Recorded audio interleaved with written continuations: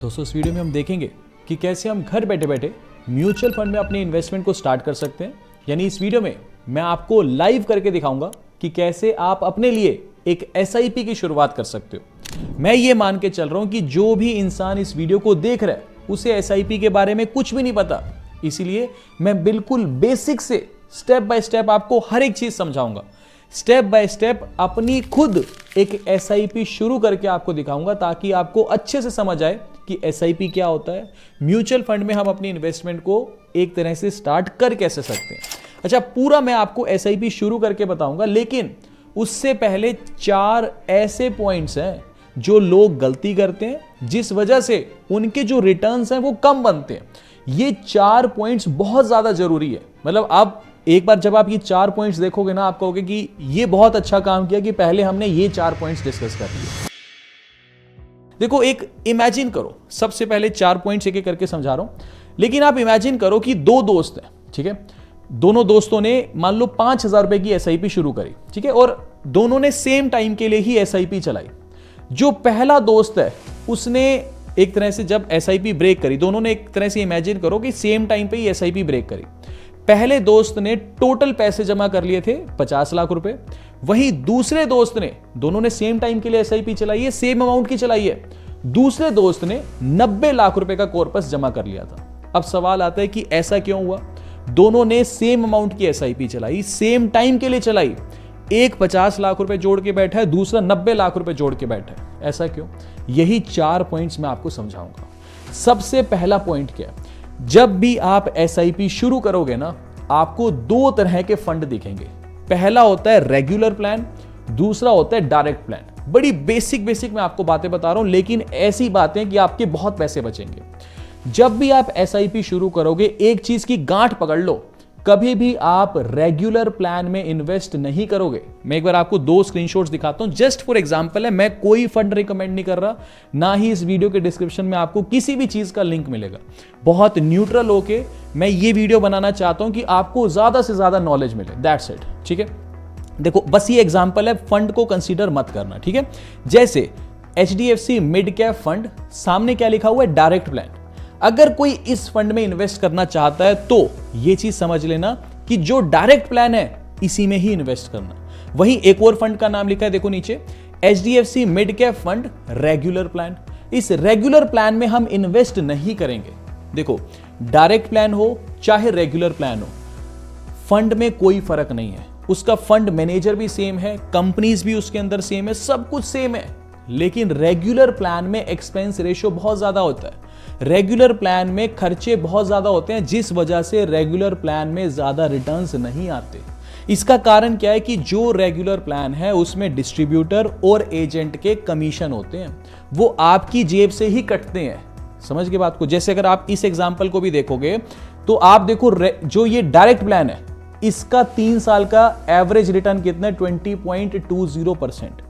ऐसे ही जो mid cap fund, इसी का ही जो रेगुलर प्लान है, उसका 3 साल का रिटर्न देखो 19.44%। Same fund manager, same company, सब कुछ सेम, लेकिन रेगुलर प्लान के रिटर्न्स कम है, डायरेक्ट प्लान के रिटर्न्स ज्यादा है। समझ के बात को? तो पहली और बहुत इंपॉर्टेंट चीज है, जब एसआईपी लॉन्ग टर्म के लिए चलेगी, मान लो आप कहते हो कि मैं, कोई इंसान 20 साल तक एसआईपी चला दे, लेकिन गलती उसने ये करी कि उसने रेगुलर प्लान में चला दी, वो अपना नुकसान करा रहे। On an average regular plan की जो एक्सपेंस रेशियो है वो लगभग 1.25% के आसपास बैठती है। उसी फंड की डायरेक्ट प्लान की जो एक्सपेंस रेशियो है ना, वो लगभग 0.70% के आसपास बैठती है। हर महीने आपकी एसआईपी कटेगी, लेकिन कुछ पैसा वो बेफजूली, आप समझो, कमीशन देने में आपका चला जाएगा। तो इसीलिए जब भी फंड में इन्वेस्ट करोगे, वहां लिखा होगा, फंड का नाम लिखा होगा, उसके आगे लिखा होगा कि ये डायरेक्ट प्लान है या फिर रेगुलर प्लान है। रेगुलर प्लान में आप इन्वेस्ट नहीं करोगे। ये मेरा पॉइंट नंबर 1 था, ठीक है। दूसरा पॉइंट, ये भी बहुत इंपॉर्टेंट पॉइंट है।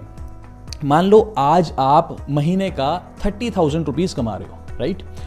आप कहते हो कि मैं 5,000 रुपए की एसआईपी हर महीने करने के लिए तैयार हूं, भी मेरे अकाउंट से 5,000 रुपए कट जाए, हर महीने मेरी 5,000 रुपए की इन्वेस्टमेंट चलती रहे, मेरा पैसा म्यूचुअल फंड में लगा हुआ है।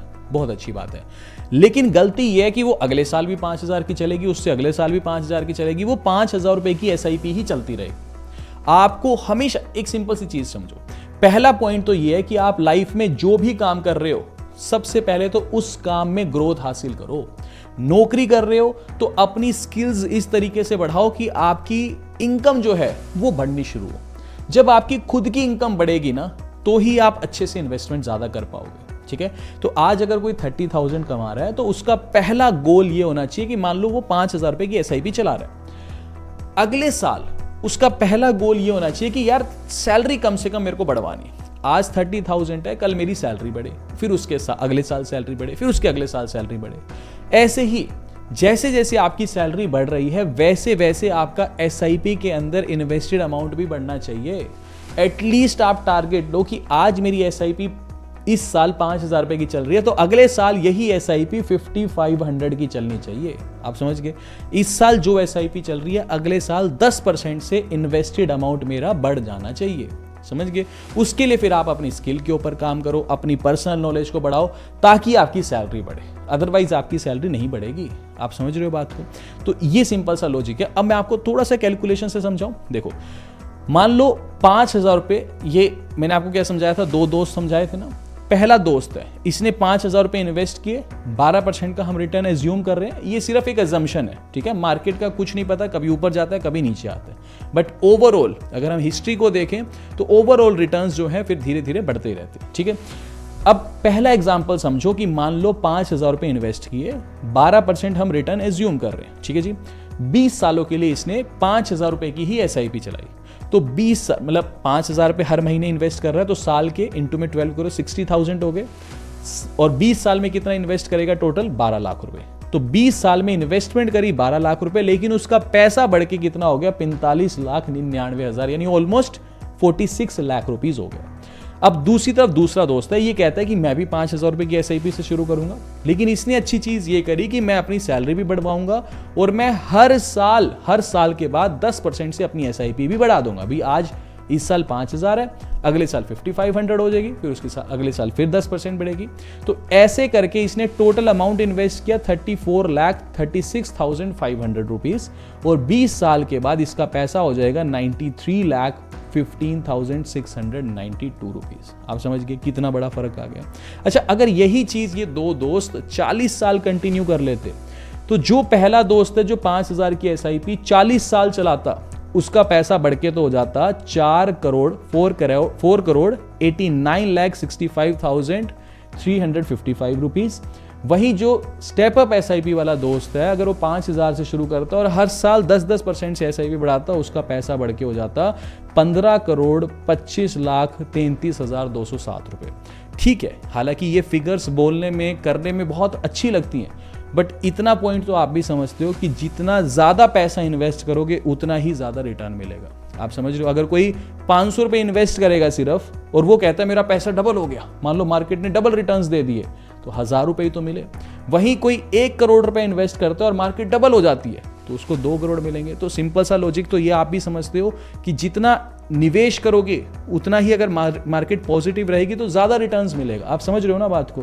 तो ठीक बात है। ये काफ़ी बार क्या होता है कि जो बड़े बड़े इन्फ्लुएंसर्स होते हैं, फिनफ्लुएंसर्स कह लो, वो फिगर्स ऐसे प्रेजेंट करते हैं कि इतना हो गया इतना हो गया। वो ठीक बात है, मैंने भी ये चीज़ अभी आपको ऐसे बताई, ठीक है। प्रैक्टिकली 10% बढ़ाना हर साल बहुत मुश्किल है, वो मैं मान रहा हूँ, लेकिन आप टारगेट लोगे तो धीरे धीरे कुछ ना कुछ तो SIP अमाउंट बढ़ाओगे। जितना ज़्यादा पैसा इन्वेस्ट करो, मोटी कहानी ये है कि जिस अमाउंट की SIP शुरू कर दी, अगर हर साल वही अमाउंट चलती रहेगी तो रिटर्न ज़्यादा नहीं आएंगे। लेकिन हर साल अगर आप SIP का अमाउंट बढ़ाते जाओगे स्टेप अप SIP, तो आपके रिटर्न्स भी ज़्यादा आएंगे। ठीक है, तीसरा पॉइंट ये भी बहुत ज़रूरी है। लोग क्या करते हैं, मार्केट हल्की सी भी नीचे आएगी ना, हल्का सा भी रेड दिखेगा मार्केट, तो क्या करेंगे, SIP बंद करो यार, प्रेशर हो गया, पैनिक हो गया, मैंने तो इतने इन्वेस्ट किए थे, ये नीचे आ गए, ऐसा हो गया। मार्केट, एक चीज़ आप समझ लो, जो आप इन्वेस्टमेंट कर रहे हो म्यूचुअल फंड में, अगर आपका गोल लंबे समय के लिए अभी कम से कम 8-10 साल कम से कम, फिर तो आप म्यूचुअल फंड में इन्वेस्ट करो। अगर आपका गोल ये है कि यार अगले साल निकाल लूंगा, 1 या 2 साल के लिए पैसा चाहिए, फिर लिक्विड फंड में पार्क करो ना पैसा, FD करा लो, फिर क्या जरूरत है। लॉन्ग रन का अगर आपका पैसा है तो आप म्यूचुअल फंड में एंटर करो। समझ गए? मार्केट देखोगे यार डोनाल्ड ट्रंप ने ये स्टेटमेंट दे दी, मार्केट तो नीचे आ गई, क्या करूं, बेच दूं क्या, फिर से ईरान वॉर शुरू हो गया, ऐसा हो गया। मार्केट कभी भी ऐसा नहीं होगा कि हर रोज ऊपर ही जाता जा रहा है, मार्केट कभी भी ऐसा नहीं होगा कि हर रोज नीचे ही आता जा रहा है। मार्केट का नाम ही अप्स एंड डाउन्स है, आप समझ गए। तो स्टेबिलिटी बनाए रखो। आपने जो एसआईपी, एक चीज समझो, मान लो एसआईपी खरीदी आपने जब मार्केट ऊपर था, ठीक है, तो आपको कम यूनिट्स अलॉट होंगे। जब मार्केट नीचे आया, पैनिक क्यों करते हो, तब जो खरीद रहे हो तब यूनिट्स भी तो ज्यादा अलॉट होंगे, कल मार्केट फिर ऊपर जाएगा। तो एसआईपी बैलेंस ही तो करता है, समझ गए। पैनिक नहीं करना, एक बार एसआईपी शुरू कर दी, भगवान का नाम लेकर के बस उसमें आपने इन्वेस्टमेंट करनी है। बस फंड्स अच्छे से चूज कर लेना। फंड्स की सलाह इस वीडियो में मैं नहीं दूंगा, सिंपल सी चीज है। क्यों? क्योंकि कोई पेड वीडियो नहीं है, मैं सिर्फ और सिर्फ एक एजुकेशनल पर्पज से इस वीडियो को बना रहा हूं। फंड्स आप खुद चूज करोगे या किसी एक्सपर्ट की सलाह से चूज करोगे, मुझे पर्सनली पसंद नहीं है। मैं आपको ये कहूं कि इस फंड में इन्वेस्ट कर लो, अगर तो वो फंड बहुत अच्छा परफॉर्म करके आप कहोगे यार क्या बंदा है, ठीक है, वो फंड बेकार हो गया, आप मुझे गाली दोगे। सिंपल सा लॉजिक। इसलिए मैं कभी भी फंड्स को रिकमेंड नहीं करता कि इस फंड में पैसा डालो जी, नहीं, वो चीज गलत हो जाएगी फिर, ठीक है ना। अच्छा, अब ये सारे के सारे जो पॉइंट्स थे वो हमने डिस्कस किए। अब ये बहुत ज़रूरी पॉइंट्स हैं, ठीक है। अब मैं आपको ये बताता हूँ कि एसआईपी में अगर आपको इन्वेस्टमेंट करनी है तो आप कैसे कर सकते हो। मैं एक काम करता हूँ, लाइव ही कर रहा हूँ, साथ साथ आपके बना हुआ, ठीक है। एक सेकंड में इसका स्क्रीन रिकॉर्डिंग भी ऑन कर लेता हूँ, ठीक है। अब अलग अलग एप्लीकेशन है, to be very honest, link किसी का डिस्क्रिप्शन में आपको नहीं मिलेगा, सारी एप्लीकेशन पेड है। मैं चाहता तो लिंक दे देता कि मेरे लिंक से इंस्टॉल करो, मेरे को पेमेंट मिल जाती, राइट। मैंने लेकिन कोई लिंक नहीं दे रहा, आप जहां से मर्जी इंस्टॉल करो। एंजल वन है, ग्रो है, जीरोदा है, अपस्टॉक्स है, हर कोई सेम एप्लीकेशन है, हर कोई एक ही फीचर दे रहा है। आप जिसको मर्जी यूज करो, जो आपको जो नाम अच्छा लगता है वो यूज करो, हर कोई बराबर ही सेफ है, ठीक है। मैं देखो एक एप्लीकेशन तो उठाऊंगा ना, मैं यहाँ एग्जाम्पल ले रहा हूँ एंजल वन का, ठीक है। कोई पेड प्रमोशन नहीं है, जो मर्जी आप एप्लीकेशन यूज करो। मान लो मैंने ये एंजल वन एप्लीकेशन में जो है मैं यहाँ पे लॉग इन हो गया, कुछ ऐसा इंटरफेस यहाँ पे दिखाई देता है एंजल वन एप्लीकेशन, ठीक है। यहाँ पे stocks, F&Os, mutual funds, commodity, FD, अलग अलग ऑप्शन आ रहे हैं। मैं म्यूचुअल फंड वाले ऑप्शन में आ गया। अब यहाँ थोड़ा सा नीचे की तरफ आप स्क्रॉल डाउन करो, ये यहाँ पे फिल्टर का एक ऑप्शन दिखाई देगा, इस फिल्टर वाले ऑप्शन पे आप जो है क्लिक करो। उसके बाद नीचे आ जाओ आप एसेट क्लास के अंदर। ये पूछ रहे हैं कहाँ पैसा इन्वेस्ट करना है, डेट फंड्स में इन्वेस्ट करना है, इक्विटी में इन्वेस्ट करना है, हाइब्रिड में इन्वेस्ट करना है, सॉल्यूशन ओरिएंटेड में इन्वेस्ट करना है या फिर अदर्स में। अभी हम इस वीडियो में हमारा ऑब्जेक्टिव है कि हम एसआईपी कैसे शुरू करेंगे और इक्विटी यानी मार्केट में पैसा कैसे इन्वेस्ट करेंगे, ठीक है। डेट फंड्स पे कभी अलग वीडियो बना रखा है मैंने, वो देखना चाहो तो आप देख सकते हो। डेट फंड्स उनके लिए होते हैं जो बिल्कुल भी रिस्क नहीं लेना चाहते, जैसे FD है, FD 6-6.5% का रिटर्न देती है। डेट फंड आपको 7-7.5-8% तक के रिटर्न दे देते हैं, लेकिन वहां पैसा मतलब जैसे इक्विटी में तो रिस्क है ना, डेट फंड्स में रिस्क नहीं है, ऑलमोस्ट FD के जैसा ही है, ठीक है, ना के बराबर रिस्क है। तो जो लोग FD जितनी सेफ्टी चाहते हैं वो फिर डेट फंड्स में जा सकते हैं। अभी FD से 1-1.5% बस इंटरेस्ट ज़्यादा मिल जाता है।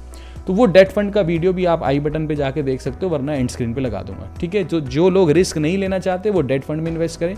हम SIP शुरू कर रहे हैं, इसमें थोड़ा बहुत रिस्क रहता है, बट वही चीज़ है, अप एंड डाउन है, लॉन्ग रन में हमें हिस्ट्री के हिसाब से प्रॉफिटेबिलिटी देखने को मिलती है।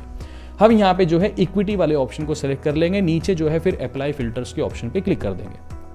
अब आप आ जाओ ऊपर, सबसे पहले ऊपर क्या दिख रहा है, पॉपुलर पे क्लिक करूंगा तो आज की डेट में जितने भी पॉपुलर फंड्स हैं जिनमें लोगों का ज्यादा पैसा इन्वेस्ट हुआ है वो सारे फंड्स आ जाएंगे, जैसे Parag Parikh flexi cap fund, Nippon India large cap fund, ये सारे पॉपुलर फंड्स हैं।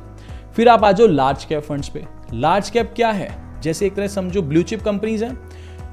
ये कौन सी कंपनी है, भारत की टॉप 100 जो कंपनीज हैं उनको हम लार्ज कैप कंपनीज बोलते हैं। अगर आप चाहते हो कि एक ऐसे म्यूचुअल फंड में पैसे को इन्वेस्ट करना जहां आपका जो फंड मैनेजर है वो सिर्फ 20-30 वही कंपनियों के अंदर पैसा आपका इन्वेस्ट करेगा जो लार्ज कैप कंपनीज है, यानी जो टॉप 100 कंपनीज है भारत की, उनमें से हो सकता है 10 कंपनी उठा ले, 20 उठा ले, 25 उठा ले, उनमें थोड़ा थोड़ा पैसा आपका इन्वेस्ट कर दे। ये जो लार्ज कैप फंड्स होते हैं ये सेफ होते हैं, हालांकि इनमें रिटर्न्स कम रहते हैं लेकिन FD के जैसे सेफ होते हैं। क्यों? क्योंकि ऐसा कभी भी नहीं होगा कि आप सुबह उठोगे एकदम से और आप कहोगे कि रिलायंस डूब गई, या ऐसा कभी भी नहीं होगा कि आप सुबह उठोगे और आप कहोगे यार टाटा डूब गई, ठीक है। तो लार्ज कैप कंपनीज, अच्छा कभी ऐसा भी नहीं होगा कि आप सुबह उठोगे और कहोगे रिलायंस का जो मार्केट कैपिटलाइजेशन था वो कल डबल हो गया, हो ही नहीं सकता ना, पहले ही बहुत बड़ी कंपनी है तो डबल थोड़ी ना हो जाएंगी। तो रिटर्न्स भी ऐसे नहीं होते, उसके रिटर्न्स भी इसलिए कम होते हैं, रिस्क भी कम होता है, ठीक है। तो जो FD जैसा कुछ चाहते हैं सेफ्टी, वो लार्ज कैप फंड से अपना स्टार्ट कर सकते हैं। फिर ऐसे ही मिड कैप फंड्स हो गए, ये सारे मिड कैप म्यूचुअल फंड्स हैं। मतलब आपका फंड मैनेजर कौन सी कंपनीज में पैसा इन्वेस्ट करेगा, जिसकी रैंक भारत के अंदर 101 से लेकर के 101 से लेके 250 के बीच में, ये 150 कंपनीज हैं, इनको हम मिड कैप कंपनीज बोलते हैं।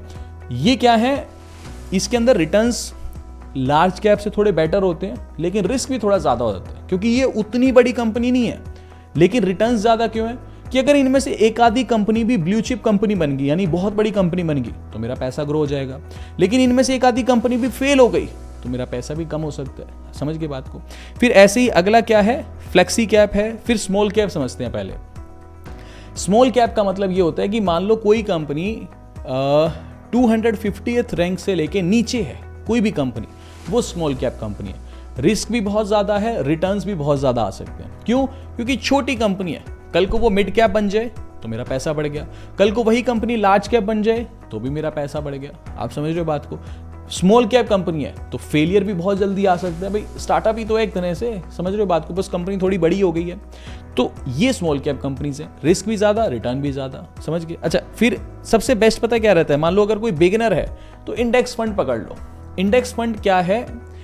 इंडेक्स कोई भी एक ग्रुप का फंड हो सकता है। जैसे मान लो सबसे पहला क्या है, UTI Nifty 500 value 50 index fund. ठीक है, तो निफ्टी 500 यानी कि टॉप 500 जो कंपनीज है ना, उनके अंदर उन 500 कंपनी में से 10 एक कंपनी उठाएगा आपका फंड मैनेजर और उसमें पैसा डाल देगा।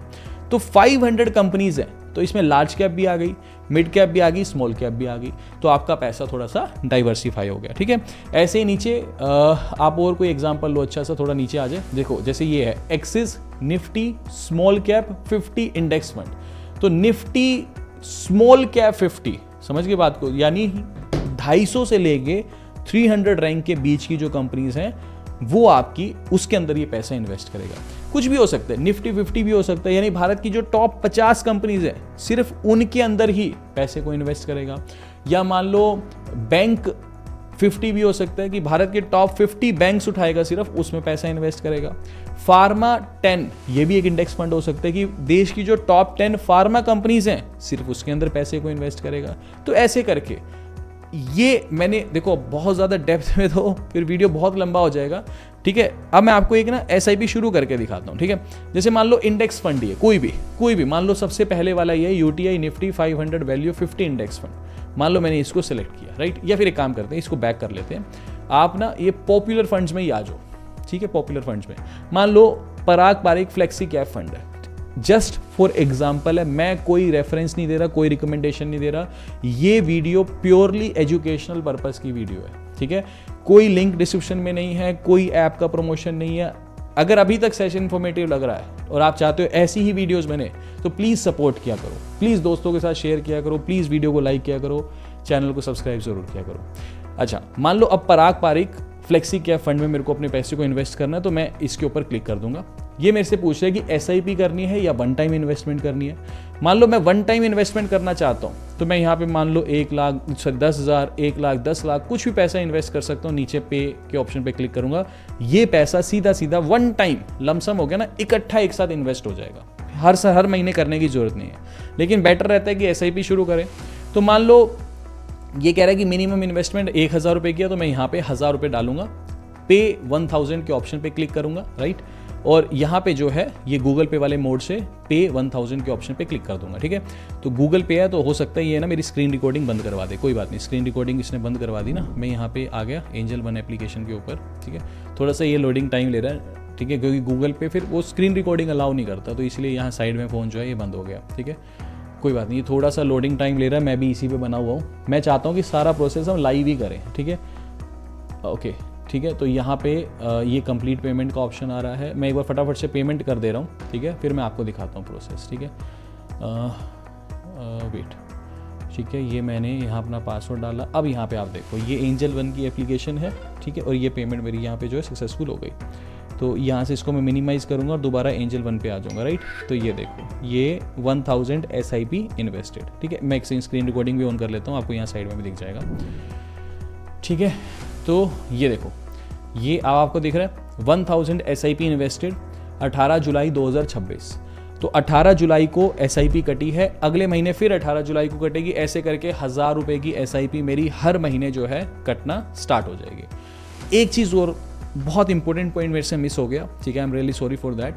पॉइंट मेरा ये था, जैसे अभी हमने आज SIP शुरू करी, राइट, तो अगली SIP भी 18 तारीख को कटेगी, लेकिन ये 18 जो तारीख है ये बड़ी बेकार डेट है इन्वेस्टमेंट करने के लिए। क्यों? अधिकतर लोगों की सैलरी या तो 1 तारीख को आती है या कईयों की सैलरी 10 तारीख को आती है। बोलो करेक्ट है? अगर किसी की सैलरी 1 तारीख को आती है और उसकी SIP इमेजिन करो, ये तो चलो 1000 रुपए की मैंने आपको एक डेमो SIP दिखा दी। मान लो मेरी सैलरी 30,000 होती और मेरी SIP 5,000 की कटती, सैलरी मेरी 1 तारीख को आती, SIP डेट 18 होती, मेरे लिए कितना मुश्किल हो जाता है कि 1 तारीख से 18 तारीख तक 5,000 रुपये अलग से रखना, बहुत बेकार है। अगर आपकी सैलरी 1 तारीख को आ रही है तो SIP का जो डेट है वो 2 तारीख या 3 तारीख मैक्स होना चाहिए। सैलरी आई, SIP कट गई, दैट्स इट। अब 30,000 सैलरी थी, 5,000 कट गई, 25,000 रुपये बचे। अब उसके बाद क्या इन्वेस्ट करना है, क्या सेविंग करना है, क्या खर्चा करना है, ये अलग बात है। फाइनेंस का बड़ा अच्छा रूल है कि सबसे पहले जिस दिन आपकी सैलरी आ गई, सबसे पहले आप सेविंग करोगे, उसके बाद खर्चे करोगे। कभी भी ऐसा करो, अगर कोई ऐसा कर रहा है ना कि आज सैलरी आ गई, पहले मैं खर्चा करूंगा, फिर जो बचेगा उसकी सेविंग करूंगा, कुछ नहीं जोड़ पाओगे, जिंदगी में कुछ नहीं जोड़ पाओगे। आज सैलरी आई है, सबसे पहले मैं सेविंग करूंगा, उसके बाद मैं अपने खर्चे करूंगा, हमेशा कामयाब होगे, अच्छा खासा पैसा जोड़ लोगे।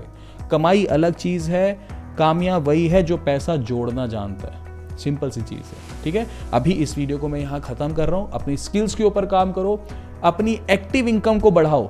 जब एक्टिव इनकम बढ़ेगी, आपकी पैसिव इनकम ऑटोमेटिकली बढ़नी शुरू होगी, ठीक है। अपना इन्वेस्टमेंट को अच्छे से करो, SIP स्टार्ट करो, अलग अलग फंड्स में पैसे को डाइवर्सिफाई करो। आप ये वाला वीडियो भी देख सकते हो जिसमें मैंने अपना एंटायर इन्वेस्टमेंट बता रखा है कि कैसे बेस्ट वे है अपनी इन्वेस्टमेंट को करने के लिए। कंप्लीट एंटायर इन्वेस्टमेंट उसमें मैंने बता रखा है। इस वीडियो का लिंक भी मैं आपको आई बटन और एंड स्क्रीन पे दे दूंगा, ठीक है। तो नॉलेज बढ़ाओ अपनी, ठीक है, फाइनेंशियल नॉलेज बढ़ाओ, अच्छे वीडियोस देखो, ठीक है, अपना टाइम अच्छी जगह इन्वेस्ट करो। मैंने अपनी तरफ से बेस्ट कोशिश करी इस वीडियो में कि बेसिक से बेसिक इंसान को भी मैं समझा सकूँ कि SIP चीज़ क्या है, किन बातों का आपको ध्यान रखना है और किस तरीके से SIP आपको करनी है। अगर सेशन इन्फॉर्मेटिव लगा तो प्लीज़ वीडियो को लाइक और चैनल को सब्सक्राइब जरूर करना। मिलते हैं आपसे अगली वीडियो में। अभी के लिए this is end of the video. Thanks for listening and thank you all.